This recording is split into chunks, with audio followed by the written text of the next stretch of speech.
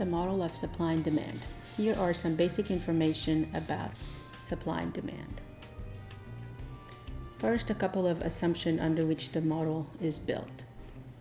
The market that we are looking at are assumed to be perfectly competitive. It's the simplest model for us to use, and it assumes that there are many buyers and sellers. And the important part about that is that none of them has the ability to influence the price. The sellers are not big enough, the buyers are not big enough that they can influence the market. So everybody is a price taker. They have to go with what the market sets. And the products that are being sold in this market are assumed to be all the same. All right, the second and very important assumption is the ceteris paribus. This one assumes that the variables that could affect your decision to buy or sell, how much to buy, how much to sell, and we know those are many, such as your income change, your taste, so on. Those do not change. They are constant. So only the price and quantity can change. All right, here's a little market that we're going to study. And we're going to look at the demand and the supply for lawn mowing services. So the demand represents the buyers. So in this case, homeowners that are interested in buying lawn mowing services for their house. On the supply side, we have the sellers, so the companies that are providing the service. Right. And so we have a little size for our market. It's about 1,000 homes. Average income is this, so that means that people can afford to buy.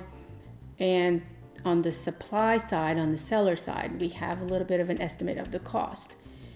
Including everything, it's costing them about $28 to mow a lawn, and that opportunity cost is all the opportunity costs are included, meaning that if they get the $28, there's even some leftover for the entrepreneur, a little bit of profit for them, so that business can be sustained and successful.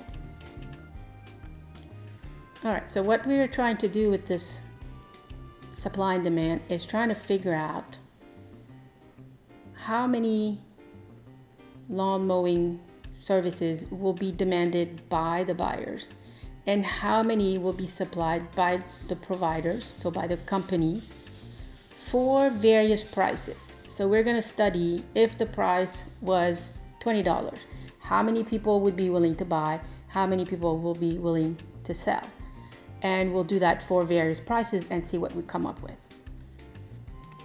All right, now this is what we get. So if we look at the demand side, which is going to be the relationship between all these different prices that we are looking at and the quantity that the buyers are going to be willing to purchase at those various prices. Okay, so for instance, at a price of $10, you have 200 homes that are willing to buy. But at a price of $20, there's going to be less. And as we keep going down, eventually there would be no one. And when we put this on a graph, and we have price on the vertical axis and then the quantity that people are willing to buy on the horizontal axis, this is what this particular relationship looks like. As the price of the product goes down, you can see that more and more people are willing to buy. So as the price comes down, the quantity demanded goes up. However, on the supply side, so now this is the seller, you can see that it's the exact opposite. As the price is if the price is very low, nobody will be willing to do it. It doesn't matter. Doesn't make sense from the economic perspective. As the price starts to increase, then you see the numbers going up, right?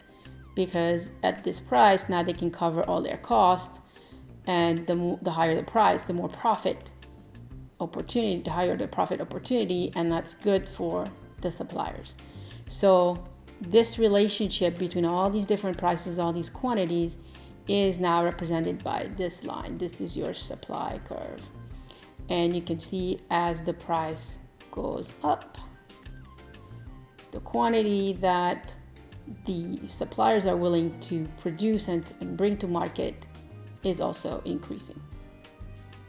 All right, so here's some definitions. What the demand is and what the supply is. So the demand is representing the relationship between all these possible prices that we looked at and all the possible quantities that consumers are willing and able to purchase.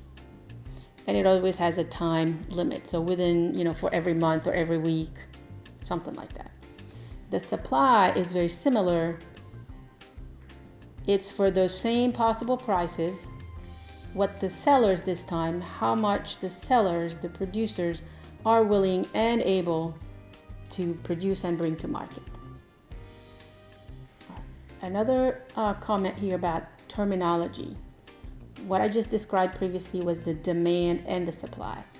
Now, there's also quantity demanded and quantity supplied. And those are just the amounts that the buyers are willing and able to purchase, or the amount that the sellers are willing and able to provide. So let me backtrack just a second and show you. Here in this slide, you can see that these are the quantity demanded, what's associated with each price level. And they are the quantities here. The relationship between the price and the quantity. So these two sets of numbers together, that's your demand. So this whole line, which is the corresponding price and quantity. So for instance, at $30, the quantity would be 100. And this list of, the collection of all these prices, all these quantities, that's your demand.